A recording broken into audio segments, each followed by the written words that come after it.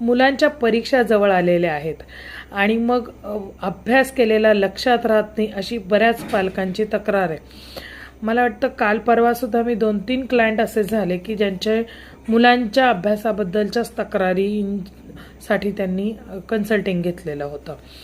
तर त्यासाठी म्हटलं की एकाक्याला उपाय देण्यापेक्षा आपण व्हिडिओज तयार करू.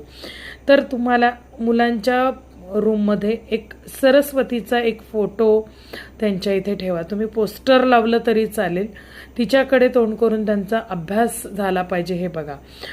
ओम ऐं सरस्वतये नमः या मंत्राचा मंत्र मी तुम्हाला इकडे वरती स्क्रीनवर लिहून देते.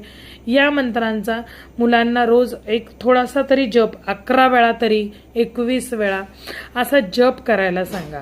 याने त्यांनी सरस्वतीची त्यांच्यावरती कृपा होईल, केलेला अभ्यास लक्षात राहील. त्याचप्रमाणे अभ्यासाला बसायच्या अगोदर थोडंसं मध, 1 चमचाभर मध आणि त्याच्यामध्ये थोडं तूप, गाईचं तूप असं मिक्स करून त्यांना 1 चमचाभर खायला द्या. त्याने त्यांची स्मरणशक्तीमध्ये वाढ होईल, केलेला अभ्यास लक्षात राहील. आणि त्याचप्रमाणे एक तुळशीचं पान त्यांना जर खायला दिलं तर त्याने सुद्धा स्मरणशक्तीमध्ये खूप चांगले बदल किंवा पॉझिटिव्ह बदल झालेले दिसतात. दर बुधवारी मुलांना शक्यतो ग्रीन कलरचे कपडे, ग्रीनची कोणतीही शेड चालेल, लाईट डार्क कुठचीही शेड घ्या.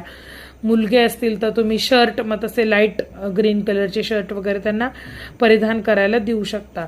दर बुधवारी जर तुम्हाला शक्य असेल, तुमच्या तिथे अवेलेबल असतील तर दुर्वा, 21 दुर्वा गणपतीला ओम गणपतये नमः या मंत्राचा जप करून गणपतीला दुर्वा वाहायला मुलांना सांगा. हा असे छोटे छोटेसे तुम्हाला मी 4-5 घरगुती उपाय दिलेले आहेत, ते करा. आणि त्याच्याही पेक्षा अजून एक सांगते की एक प्रज्ञाविवर्धन स्तोत्र आहे, कार्तिक स्वामींचं स्तोत्र आहे ते प्रज्ञाविवर्धन. तर हे स्तोत्र सुद्धा म्हटल्याने अतिशय त्याचे तुम्हाला रिझल्ट हे बघायला मिळतील.